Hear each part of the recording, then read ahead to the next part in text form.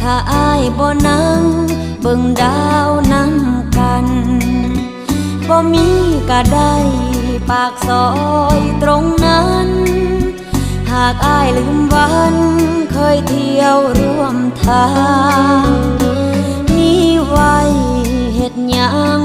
ถนนหากอ้ายบ่สนมาเดินเคียงข้างเมื่ออ้ายเลือกคน